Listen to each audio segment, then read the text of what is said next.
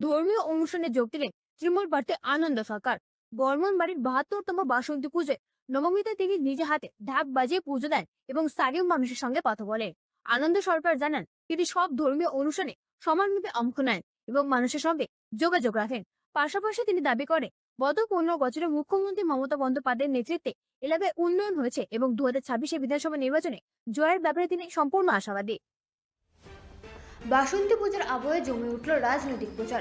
বর্মন বাড়ির ঐতিহ্যবাহী বাসন্তী পুজো এবছর 72 বছরে পদার্পণ করেছে। সেই উপলক্ষে নবমীর দিন উপস্থিত হন হিঙ্গলগঞ্জ বিধানসভা এলাকার তৃণমূল কংগ্রেস প্রার্থী আনন্দ সরকার। তিনি নিজ হাতে ঢাক বাজিয়ে পুজোয় অংশগ্রহণ করেন এবং স্থানীয় মানুষের সঙ্গে কথা বলেন। এদিন আনন্দ সরকার জানান, তিনি সব ধর্মের অনুষ্ঠানে অংশগ্রহণ করতে ভালোবাসেন। হাসনাবাদের বাসন্তী পুজোতেও তিনি উপস্থিত ছিলেন বলে উল্লেখ করেন। তিনি বলেন, ধর্মের ভিত্তিতে মানুষের মধ্যে কোনো ভেদাভেদ তিনি মানেন না।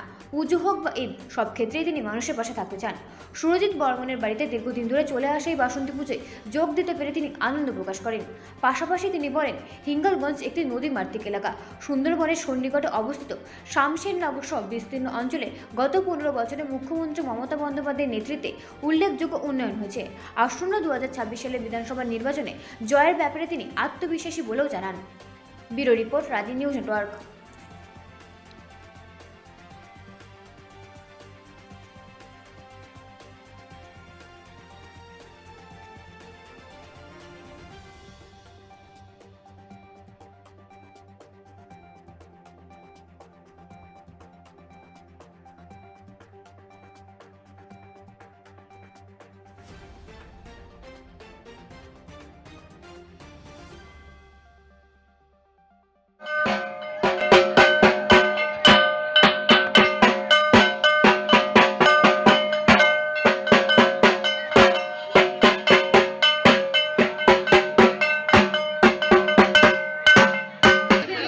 বাসন্তী পূজা কি বলবেন?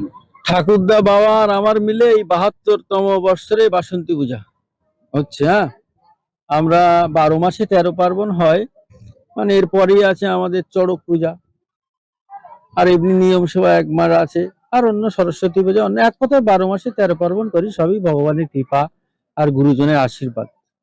ধন্যবাদ। সুরজিৎ বর্মন, আমবেড়িয়া। নিজে হাতে দেখলাম ঢাক বেজে। দেখুন, নবমীর দিনে কি বলবেন? মহানবমীর পুণ্য লগ্নে আমরা সাত্বিক ব্রাহ্মণ না হলেও আমরা 365 দিনে 12 মাসে 13 পার্বণ সবটা পালন করার চেষ্টা করি। আমি একটা মঠেরও দায়িত্ব আছি, আপনারা জানেন, লাউতলা রাধা গোবিন্দ মঠ। সেখানকার মানুষ এত আনন্দিত আপ্লুত হয়ে তারা ওই মঠের সেক্রেটারি হিসাবে আমার দায়িত্ব দিয়েছেন। সত্যি কথা বলতে কি, আমি প্রভুর ভজন সাধন সম্পর্কে খুব ভালো জানি না, কিন্তু যারা বয়স্ক মানুষ আছেন, যেভাবে আমাকে নিয়ে তারা পরিচালনা করেন,